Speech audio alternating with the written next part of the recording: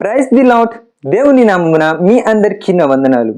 యేసుక్రీస్తు వారు సిలువమాను మీద 7 మాటలు పలికి ఉన్నారు కదా. దానిలో మొదటి మాటని ఈరోజు మనం జ్ఞాపకానికి తెచ్చుకుందాము. మొదటి మాటగా ఆయన ఏమి మాట్లాడి ఉన్నారంటే, తండ్రి వీరేమి చేయుచున్నారో వీరు ఎరుగరు గనుక వీరిని క్షమించమని చెప్పాను. ప్రేయర్ ఫర్ ఫర్గివ్నెస్ కనిపిస్తుంది. అంటే క్షమాపణ నిమిత్తము ఆయన ప్రార్థన చేస్తున్నాడు. ఎవరిని క్షమించమని ప్రార్థన చేస్తున్నారు? యేసుక్రీస్తు వారు.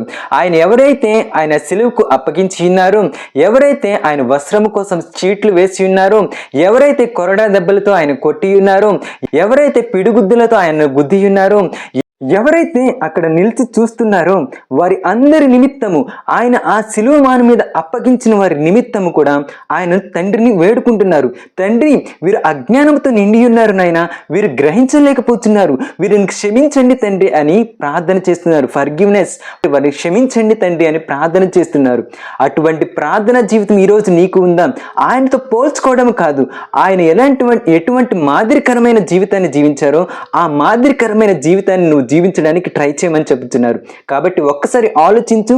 ఆయన సిలువకు అప్పగించిన వారి నిమిత్తము కూడా క్షమించమని తండ్రికి ప్రార్థన చేస్తున్నారు. మరి ఈ రోజు నువ్వేం చేస్తున్నావు? ఒక్కసారి ఆలోచిస్తావా?